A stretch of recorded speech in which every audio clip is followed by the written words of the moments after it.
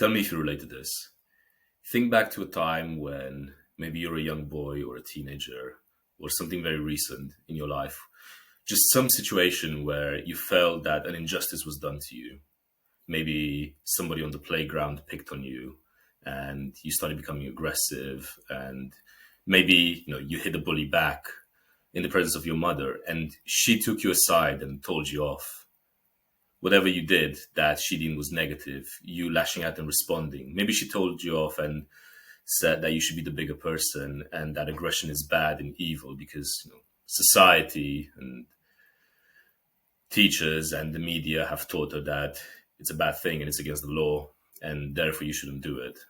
And the next time that an injustice was done to you, you remember the words of your mother, and maybe you didn't stand up for yourself the way you should have.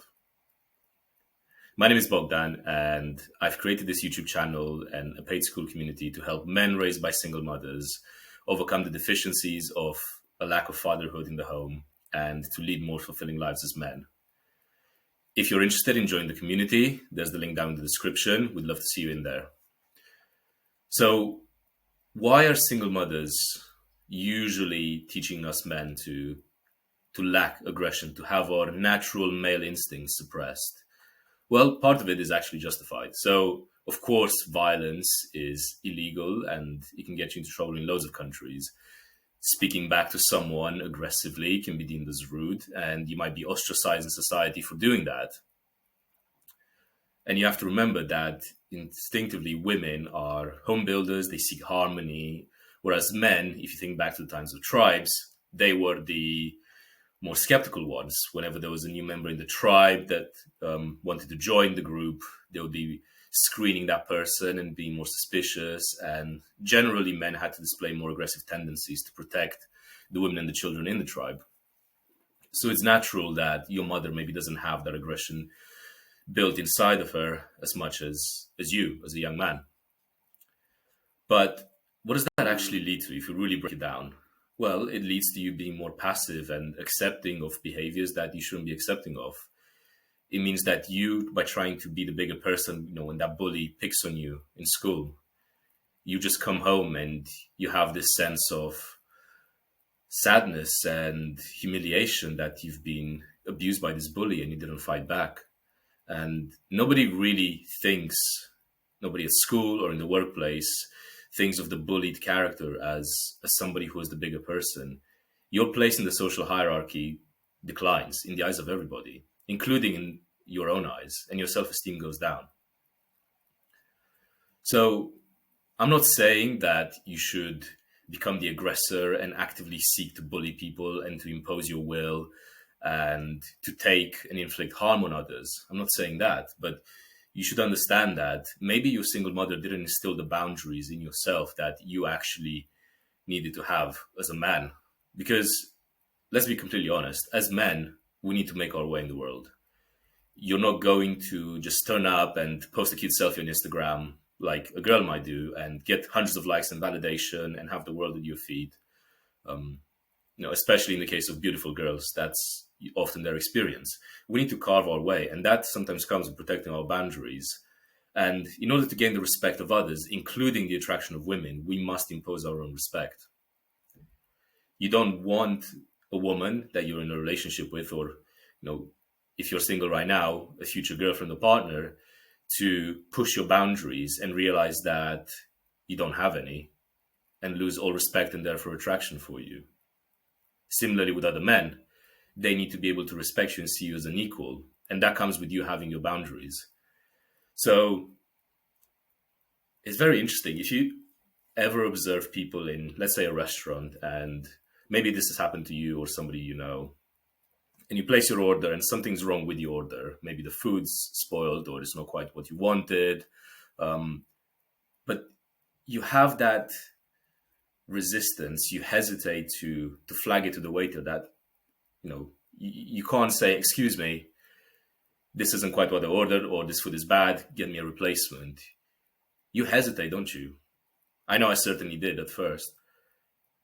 That comes from you not having sufficient self-esteem and sufficient boundaries. And if you have been raised by a single mother, that could be a leading cause of that. Think about it. what would a healthy person with healthy boundaries do in that situation? Well, they would just calmly call the waiter over and explain the situation and get the replacement and move on with their day. So I want you to really be introspective here and think, have there been instances where your aggression has been suppressed? And is your life suffering because of it? Be really honest. And this might hurt. You might realize that, damn, okay, I really missed out on that girl or that opportunity, or I didn't stand up to that bully because I was too timid, and my mother imposed these views upon me that I shouldn't be aggressive and go for what I want. Now, with that, you can go one of two ways. You can just become resentful of your mother and resentful of the way you acted and not fix anything. But what you should do is firstly, just face the problem, just face it like a man, look at things for what they are, and don't resent your mother for it. She gave you her perspective, which wasn't perfect, but she gave you with the best intentions. So I'm always going to be a proponent for not becoming resentful of our mothers for the things that we lack. Just recognize them for what they are and start to work on them. So next time you get the opportunity, think about what's a healthy level of aggression in this situation. Is somebody infringing my boundaries? If somebody's picking on me, and that might not be physically and as direct as a bully. It might be someone makes a condescending comment to you at work or at school. How do you set your boundaries? How do you communicate that you won't accept that while being socially acceptable? You might come back with a witty comment of your own, or you might just simply, give them a smile and effectively communicate that whatever they're trying to do to you, it has no effect because your frame is so strong. And actively seek out the chances to prove to yourself that you can exercise a healthy level of aggression. It's going to do wonders for the respect that other people give you and the attraction that you get from women. And frankly, you'll just be prouder of yourself and more secure that whatever comes your way, you'll be able to exercise that healthy level of assertiveness to deal with it. So this is just a little nugget that I thought about in the last few days, and I thought it would be worth making a video on it because it's something that I've had to deal with in the past, in my teenage years. I was definitely more on the timid side and wasn't really standing up for myself as much as I should have. And my own self-esteem suffered, and so did the attraction and respect I was getting from women and from friends. So I hope this has been of use to you. And if you are interested in our school community, the link is once again down in the description. Give the video a like and subscribe. It massively helps the channel, and I'll see you in the next one.